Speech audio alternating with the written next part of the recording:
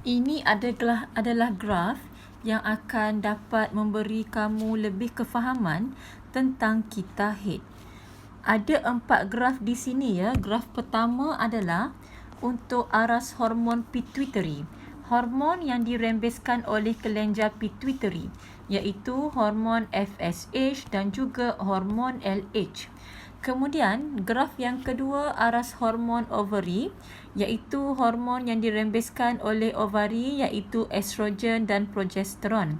Kemudian, perubahan dalam ovari daripada folikel primer berkembang menjadi folikel sekunder dan seterusnya folikel graph. Ini adalah disebabkan dirangsang oleh hormon FSH, dan folikel ni akan merembeskan hormon progesteron. Kemudian berlakunya pengovulan, oosit sekunder dibebaskan ke dalam tube Fallopian, dan folikel graph yang lompang ni akan bertukar menjadi corpus luteum. Kemudian graf yang keempat, perubahan pada endometrium daripada menipis, dia luluh, kemudian dia semakin menebal semula, kemudian dia luluh semula, menipis semula.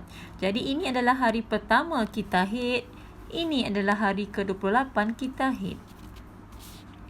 Jadi pertama sekali, pada hari pertama kita head, iaitu hari di mana darah head keluar, pada masa ini kelenjar pituitary akan merembeskan hormon FSH.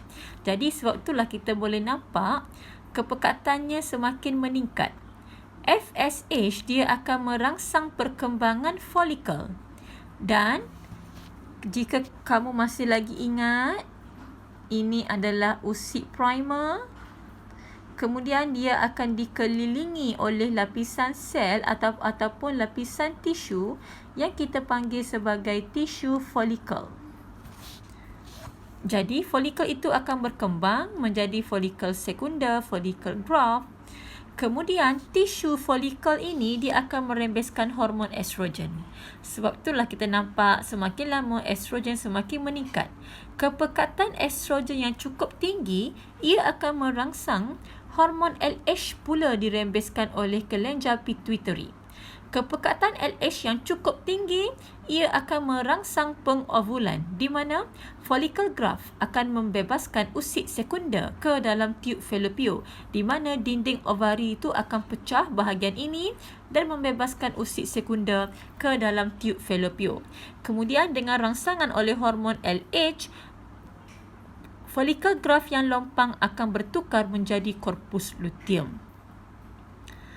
Kemudian pada hari pertama kita head keluar, so endometrium semakin menipis, luluh dan keluar darah head. Kemudian estrogen ni akan mula membaik pulih dinding endometrium. Selepas itu, apabila corpus luteum terbentuk, ia akan merembeskan hormon progesteron dan sedikit estrogen. Jadi progesteron dia akan mengekalkan penebalan dinding endometrium. Semakin besar saiz corpus luteum, semakin banyak progesteron akan dirembeskan, maka semakin dapat mengekalkan penebalan dinding endometrium.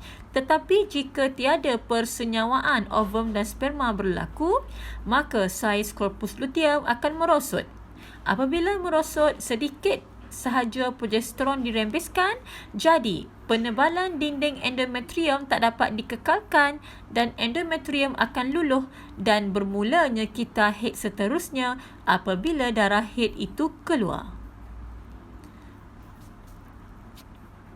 Ini juga adalah graf yang sama tetapi menggabungkan untuk FSH, LH, estrogen dan progesteron. Jadi bila kamu tengok graf ni, progesteron menurun, menandakan perempuan ini tidak mengandung, tidak ada persenyawaan antara ovum dan sperma. Tetapi jika graf dilukis begini, progesteron meningkat dan penebalan dinding endometrium meningkat, maka adanya kehamilan. Tetapi jika tiada kehamilan, dinding endometrium akan luluh. Progesteron juga akan menurun dan saiz corpus luteum akan semakin kecil. Tetapi jika perempuan ini hamil, saiz corpus luteum akan semakin membesar sehinggalah usia kehamilan 3 hingga 4 bulan, di mana plasenta telah terbentuk dengan lengkap, maka tugas merembeskan hormon progesteron akan diambil alih oleh plasenta. Jadi kamu kena tahu nak lukis aras hormon dan juga aras ketebalan dinding endometrium dan juga saiz korpus luteum. Kita akan belajar seterusnya kepada sindrom pra-haid dan sindrom putus haid. Sindrom pra-haid ini adalah sindrom atau gejala yang berlaku sebelum datang haid. Biasanya antara 7 hingga 14 hari sebelum hari pertama haid. Ini berlaku disebabkan ketidakseimbangan aras estrogen dan progesteron dalam kita haid. Di mana antara gejalanya, secara fizikal wanita ini sakit pinggang, pening kepala, pitam, sakit kepala, tidur tak lena, tak selera makan, rasa loya, sakit sendi, sakit pada payudara.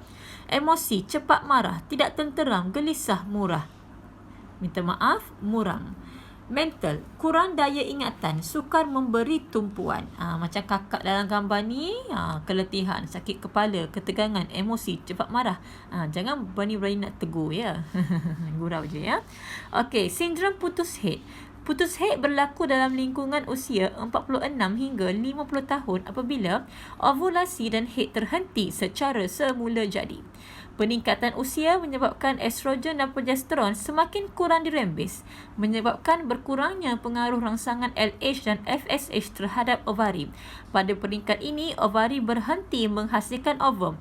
Individu tersebut tidak lagi berupaya menghasilkan zuriat. Antara gejalanya tak dapat tidur, sering berpeluh, muram dan cepat marah. Okey, sedikit pengetahuan untuk kerjaya milenia ni. Ahli obstetrik dan ginekologi, kalau kamu pernah tengok signboard ni Unit Obstetrik dan Ginekologi ONG, ini ialah doktor pakar dalam bidang pembiakan dan sakit puan. Okey, dan ini adalah untuk wanita yang telah putus haid. Putus haid ni kita panggil juga sebagai menopause. Antara kesan dia, bila kurang estrogen, badan akan mudah nak kehilangan kalsium. Bila mudah kalsium ni hilang, tulang menjadi kurang padat dan menjadi rapuh serta poros. Ini dikenali sebagai osteoporosis. Dan wanita ini juga berisiko menghidap penyakit jantung dan aterosklerosis meningkat. Sekian, terima kasih.